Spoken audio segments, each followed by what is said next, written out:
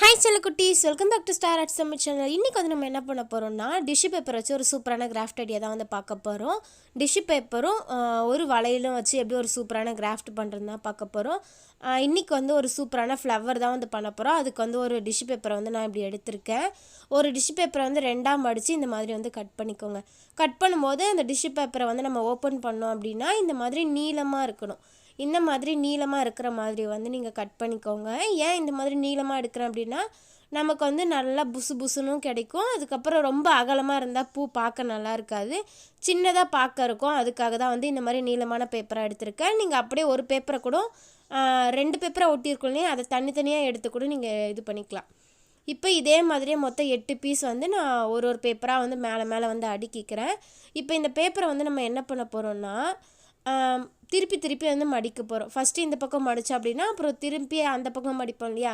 இப்போ நான் வந்து வீடியோவில் காமிக்கிறேன் இல்லையா, ஃபஸ்ட்டு அந்த பக்கம் மடிச்சுட்டு அப்புறம் திருப்பி இந்த பக்கம் இந்த மாதிரி ஜிக்ஸாக்காக வந்து மடிச்சுக்கிட்டே வரணும். இந்த ஸ்டார்டிங்லேருந்து அந்த பேப்பர் முடியுது இல்லையா, அது வரைக்கும் வந்து பண்ணிகிட்டே வரணும். இதை நீங்கள் கலர் பேப்பரில் கூட வந்து ட்ரை பண்ணலாம். அப்படி உங்கள்கிட்ட டிஷ்யூ பேப்பர் இல்லை அப்படின்னா நீங்கள் கலர் பேப்பரில் கூட ட்ரை பண்ணலாம். அப்படி இல்லைன்னா நீங்கள் A4 ஷீட்டில் கூட இதை வந்து பண்ணி பார்க்கலாம். இந்த பூ வந்து பார்க்க ரொம்ப அழகாக இருக்கும். நீங்கள் வந்து கடையில் ஆர்டிஃபிஷியல் ஃப்ளவர்லாம் வாங்குறதுக்கு பதிலாக இந்த மாதிரி டிஷ்யூ பேப்பர்லேயே வந்து கலராக வந்து ஃப்ளவர் பண்ணி வந்து வச்சுக்கலாம். இப்போ வந்து அந்த பேப்பர் ஃபுல்லாகவே வந்து நான் மடிச்சிட்டேன். இந்த மாதிரி மடித்ததுக்கப்புறம் என்ன பண்ண போகிறோம்னா, இப்போ வந்து நமக்கு வளையல் தேவைப்படும்னு சொன்னோம் இல்லையா, அதுக்கு வந்து நான் இந்த மாதிரி மெட்டல் வளையல் வந்து எடுத்திருக்கேன். என்கிட்ட இந்த மாதிரி மெட்டல் வளையல் இருந்துச்சு, ஓல்டு வளையல், அது வந்து நான் எடுத்திருக்கேன். உங்ககிட்ட வந்து இந்த மாதிரி மெட்டல் வளையல்லாம் எதுவுமே இல்லை அப்படின்னா கட்டு கம்பின்னு சொல்லுவாங்க இல்லையா, மெல்லிசாக ஒரு கம்பி மாதிரி இருக்கும், அந்த கம்பி இருந்துச்சு அப்படின்னா நீங்கள் அந்த கம்பியை கூட எடுத்துக்கலாம். என்கிட்ட அந்த கம்பி இல்லை, அதனால் நான் வளையல் யூஸ் பண்ணியே வந்து பண்ணிக்க போகிறேன்.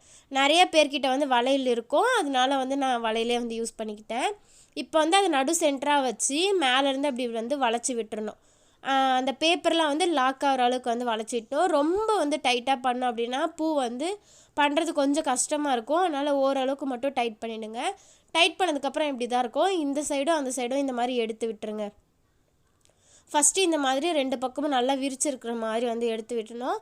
கொஞ்சம் வந்து லூஸாக வந்து பண்ணுங்கள், இல்லைனா வந்து ரொம்ப டைட் பண்ணிங்க அப்படின்னா எடுத்து விடுறதுக்கு வந்து கொஞ்சம் கஷ்டமாக இருக்கும். இப்போ வந்து நான் என்ன பண்ணுறேன்னா, ஒவ்வொரு பேப்பராக வந்து எடுத்து அந்த நடுவில் இருக்கு இல்லையா, அங்கே கொண்டு வரேன். ஒவ்வொரு பேப்பராக வந்து பொறுமையாக பார்த்து வந்து எடுத்துகிட்டு வாங்க. ஏன்னா வந்து டிஷ்யூ பேப்பர் வந்து ரொம்ப மெலிசாக இருக்கும், அது வந்து கொஞ்சம் வேகமாக எடுத்தாலும் வந்து கிழிஞ்சு போயிடும். அதனால் பார்த்து பொறுமையாக வந்து எடுத்துடுவாங்க. வீடியோ வந்து கொஞ்சம் கிளார் அடிக்கிற மாதிரி இருக்குது, உங்களுக்கு சரியாக தெரியுதான்னு எனக்கு வந்து தெரியல.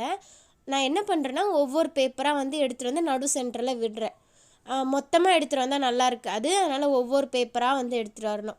நம்ம 2 பக்கமும் எடுத்து விட்டுருக்கோம் இல்லையா, நம்ம விரித்து விட்டோம் இல்லையா, அதிலேருந்து ஃபஸ்ட்டு ஒவ்வொரு பேப்பராக எடுத்துகிட்டு வந்து அந்த நடுவில் வந்து நம்ம சேர்த்து விட்டுட்டே வந்தோம் அப்படின்னா லாஸ்ட்டு பேப்பரை கொண்டு வரும்போது நமக்கு ஒரு சூப்பரான பூ மாதிரி அந்த ஷேப் வந்து கிடச்சிரும்.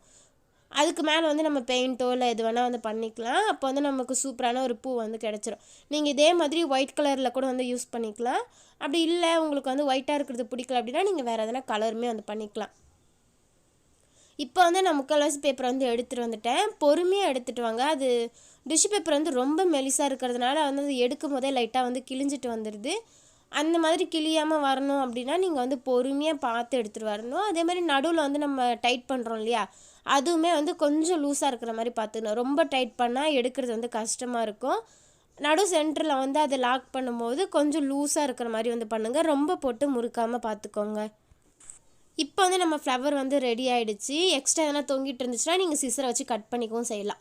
இப்போ பார்த்தாவே வந்து அது அழகாக இருக்கும். இதை இன்னும் கொஞ்சம் டெக்கரேட் பண்ணுறதுக்கு இந்த மாதிரி ஸ்கெட்ச் பென்ஸ் வந்து எடுத்திருக்கேன். இது வந்து நம்ம கிராஃப்ட் திங்ஸ் ரிவ்யூலே வந்து சொல்லியிருப்பேன். இதில் நேம்லாம் எழுதி காமிக்கிறேன்னு வந்து சொல்லியிருந்தேன். நான் மறந்துட்டேன். நீங்கள் வேணால் இந்த வீடியோவில் வந்து கமெண்ட் பண்ணுங்கள், கண்டிப்பாக உங்கள் நேம்லாம் வந்து நான் எழுதி வந்து காமிக்கிறேன் இன்னொரு வீடியோவில். இப்போ இந்த ஸ்கெட்ச் பென் வச்சு நான் என்ன பண்ண போகிறேன்னா, மேலே ஃபுல்லாக வந்து அடித்து விட போகிறேன். ஸ்கெட்ச் இருக்குது இல்லையா, அந்த ஸ்கெட்சை வச்சு நீங்கள் வந்து பண்ணிக்கலாம். நான் ஸ்கெட்சுக்கு பதிலாக இந்த ஸ்கெட்ச் பென் வந்து எடுத்திருக்கேன். நீங்கள் வந்து நம்மக்கிட்ட வந்து 12 கலர் இருக்கிற மாதிரி ஸ்கெட்ச் இருக்கும் இல்லையா, அந்த மாதிரி கூட நீங்கள் அந்த ஸ்கெட்ச் வச்சும் பண்ணிக்கலாம், இல்லை பெயிண்ட் வச்சுமே வந்து பண்ணிக்கலாம். அது உங்களோட விருப்பம்தான். நான் வந்து ஸ்கெட்சை வச்சே வந்து பண்ணிக்கிறேன். ஸ்கெட்சை வச்சு பண்ணும்போது எப்படி இருக்குன்னா, கொஞ்சம் கலர்லாம் வந்து லைட்டாக இருக்கிற மாதிரி இருக்கும். உங்களுக்கு நல்லா டார்க்காக வேணும், ஃப்ளவர் எனக்கு பார்க்கவே வந்து நல்லா டார்க்காக இருக்கணும் அப்படின்னா நீங்கள் பெயிண்ட்டுக்கு வந்து போயிடுங்க. பெயிண்ட் அடிச்சிங்க அப்படின்னா இன்னுமே வந்து பார்க்க நல்லா பிரைட்டாகவும் தெரியும், நல்லா டார்க்காகவும் அந்த கலர் வந்து தெரியும். நான் வந்து ஸ்கெட்ச் பென் தான் வந்து யூஸ் பண்ணுறேன். அது வந்து ரொம்ப லைட்டாக இருக்கிற மாதிரி இருந்துச்சு. ஆனால் நேரில் பார்க்கும்போது கலர் வந்து எனக்கு தெரிஞ்சுது. ஆனால் வீடியோவில் வந்து எனக்கு எந்த அளவுக்கு தெரியுதுன்னு தெரியல. இது கிளார் அடிக்கிற மாதிரி இருக்குது. நான் பேக்ரவுண்டை மாற்றிட்டு உங்கள்கிட்ட வந்து காமிக்கிறேன். இப்போ வந்து நான் பேக்ரவுண்டை மாற்றிட்டேன். இப்போ வந்து பார்த்தீங்கன்னா உங்களுக்கு தெரியும். அது ஒரு மாதிரி லைட் பிங்க் கலர் தான் வந்து நான் வந்து அடிச்சு விட்டுருந்தேன். இப்போ வந்து இப்படி தான் இருந்துச்சு. உங்களுக்கு நல்லா டார்க்காக வேணும் அப்படின்னா நான் முன்னாடி சொன்ன மாதிரி பெயிண்ட்டை வந்து யூஸ் பண்ணிக்கோங்க. நான் வேணும்னா வந்து பெயிண்ட் யூஸ் பண்ணி ஒரு ஃப்ளவர் வந்து உங்களுக்கு பண்ணி காமிக்கிறேன்.